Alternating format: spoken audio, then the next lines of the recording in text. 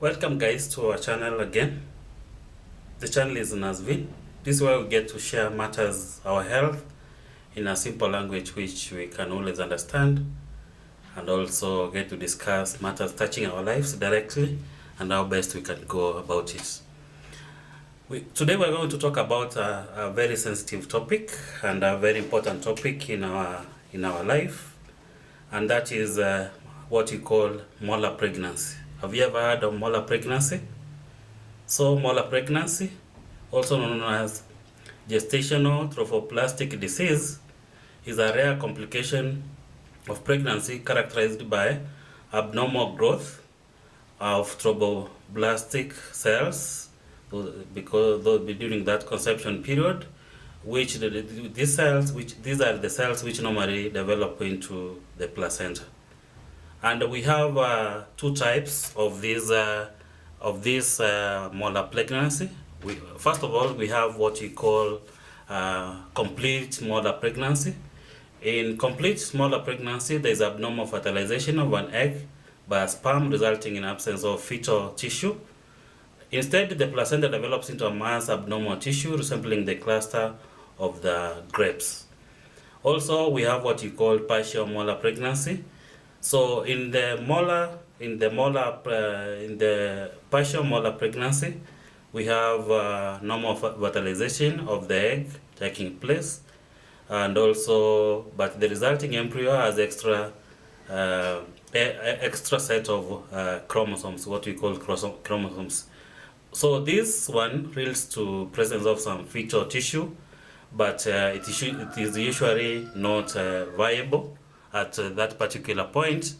So this leads to the presence of fetal tissue, and but it is not viable, and normally the placenta also develops abnormally.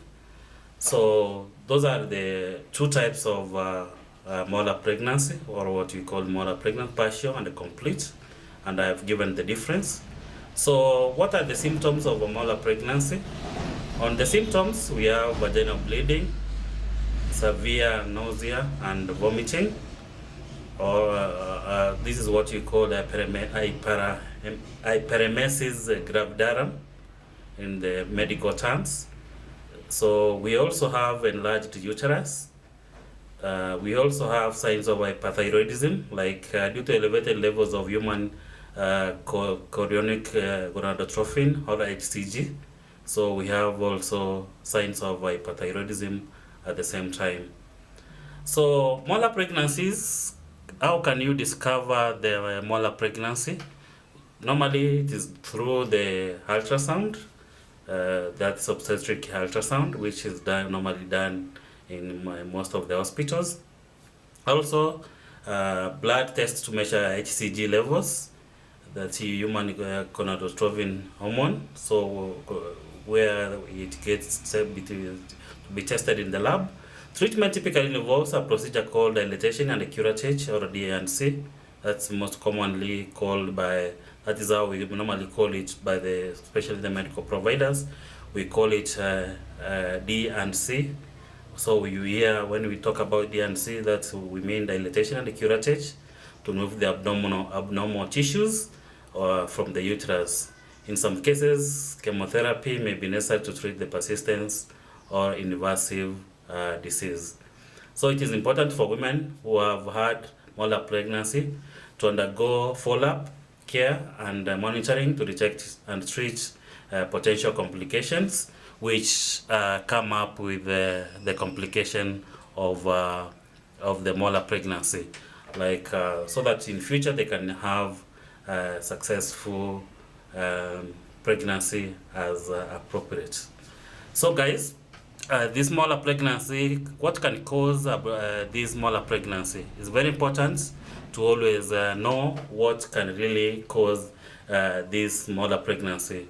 Number one is about abnormal fertilization. Though I need to be very clear before I state the causes of molar pregnancy. The exact cause of molar pregnancy is not always clear, but it is typically occurs due to abnormality during fertilization. So there are several possibilities. In fact, I don't call them causes. I call them possibilities of the molar pregnancy. Number one is about abnormal fertilization.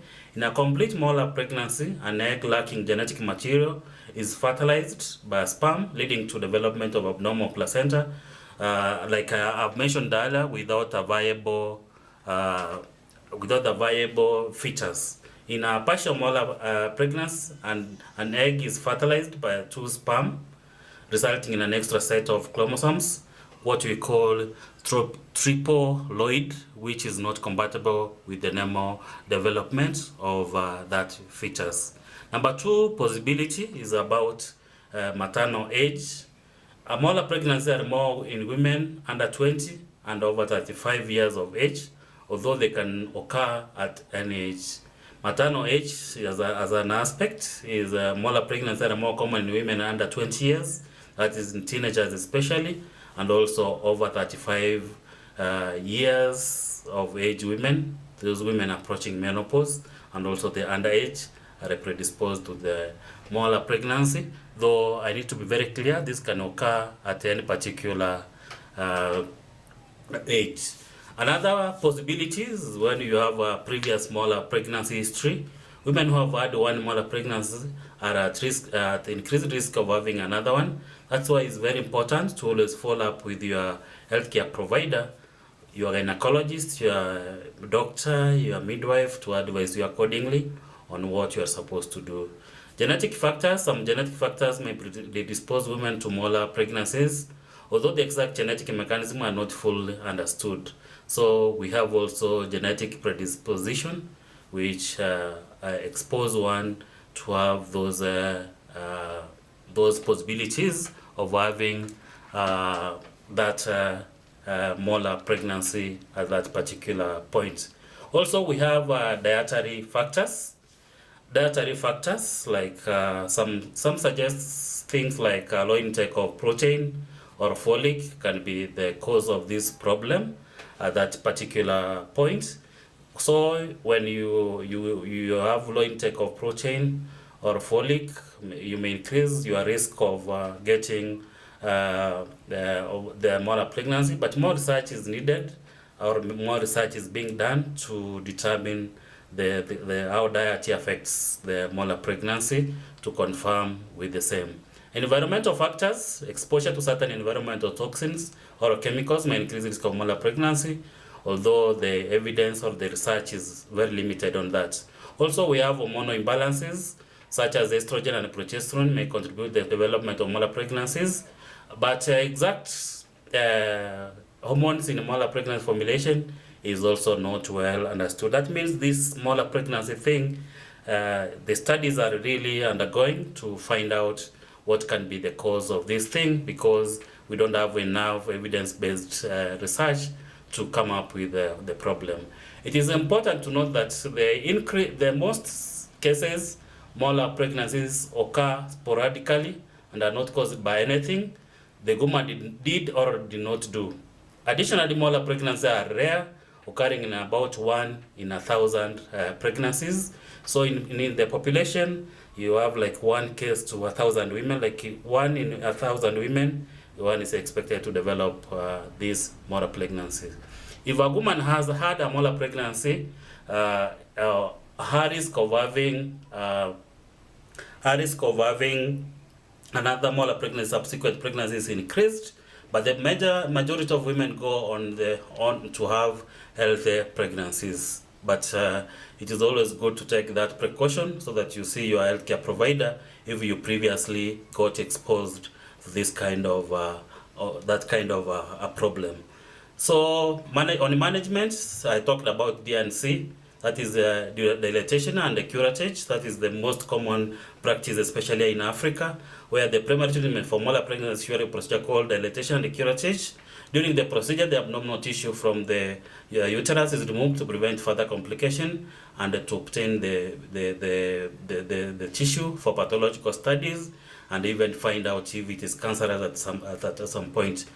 Also, on management, we monitor the HCG levels. After molar pregnancy, blood tests are done regularly to monitor the hormones, the human chorionic gonadotrophin, HCG hormone, which is normally produced during pregnancy. So persistent elevated HCG levels may indicate the presence of remaining molar tissue or development of gestational trophoblastic neoplasia or GTN, a type of cancer that can develop from trophoblastic cells. So that's why a sample is taken from the cells from the uterus to go and test for gestational trophoblastic neoplasia, that is GTN, which is very common with molar pregnancy.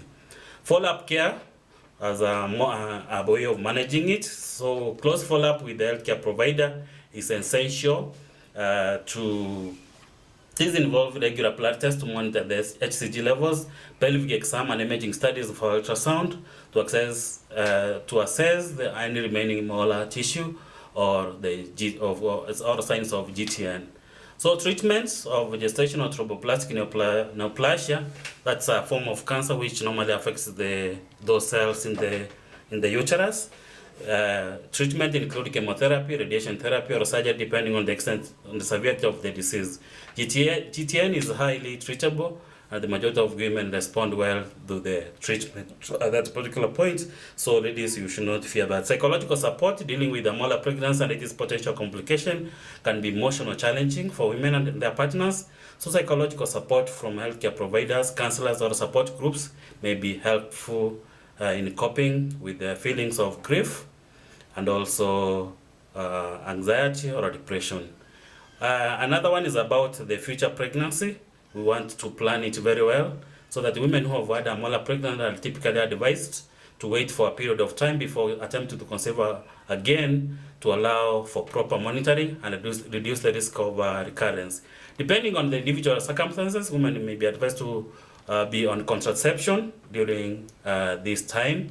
So guys, it's important to have had the women who have had a molar pregnancy to receive comprehensive care. It's very important, especially those who work with these ladies and who see our women and the ladies, to always give them care and advise them on the proper way of managing it by the healthcare providers who are experienced in managing gestational trophoblastic disease. With the appropriate treatment and the monitoring, the majority of women achieve full recovery and go on to have healthy pregnancies in the future as appropriate. So on prevention, prenatal care, very important, where one gets to that treatment like folic and also to monitor the hormones. So regular prenatal visits allow healthcare providers to monitor the progress of pregnancy, and normally it is about checking on an abnormality and detecting them early.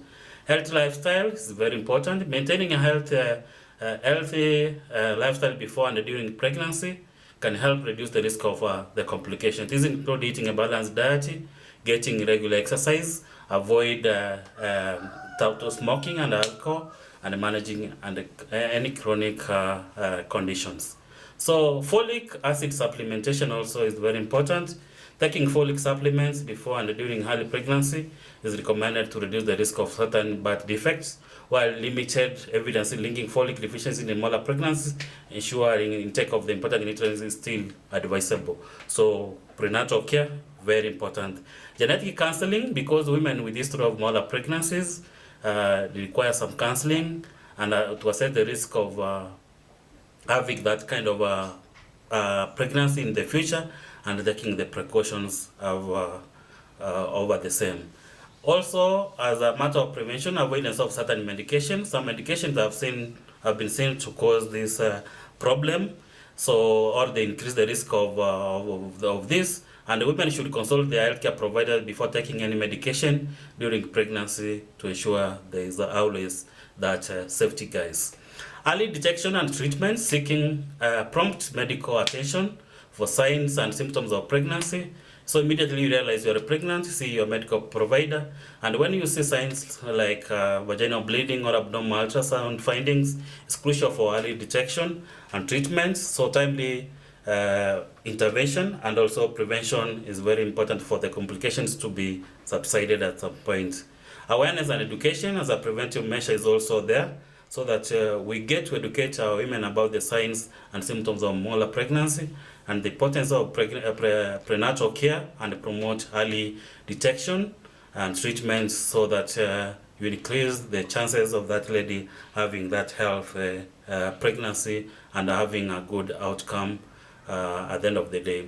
So while we are mentioning these measures to help to reduce the risk of molar pregnancies, in some cases it is important to remember that the cases occur sporadically without a known cause. Sporadically, that means without, you can't even predict, they just occur.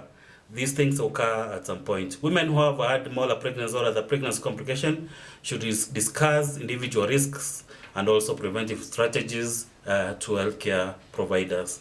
So on matters of complications of molar pregnancy, we have persistent trophoblastic disease, because if after pregnancies after the treatment with the DNC, if the abnormal trophoblastic tissues remain in the uterus, you are likely to experience this molar pregnancy frequently. Gestational trophoblastic neoplasia is also as a complication, which can also be there. Also, we have what we call metastasis. If that tissue is not really studied well, in case of GTN, there is a risk of cancer spreading to other parts of the body, such as the lungs, liver, or brain.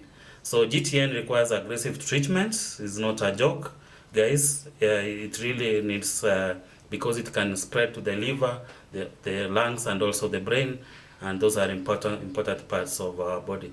So metastatic GTN requires aggressive treatment like chemotherapy, radiotherapy in some cases, and surgery at some point, depending on the severity of the same. Hemorrhage or bleeding, large molar pregnancies or invasive moles may increase the risk of uterine bleeding, and this may be life-threatening, and also some medical intervention such as blood transfusion, surgical intervention to control the bleeding is required at that particular point. Hypothyroidism. So some women with molar pregnancy may develop hypothyroidism or underactive thyroid due to the overproduction of the thyroid stimulating hormone, or TSH, by trophoblastic tissues. So hypothyroidism may cause symptoms such as fatigue, weight gain, cold intolerance, and may require treatment with the thyroid hormone replacement therapy. Also, we have the psychological impact. As a complication, coping with the diagnosis of molar pregnancy, especially when now you go to GTN, it goes to cancer, it goes to losing pregnancies oftenly. They may cause depression, grief, and anxiety on that particular point. So counseling comes in to help that kind of our clients, so that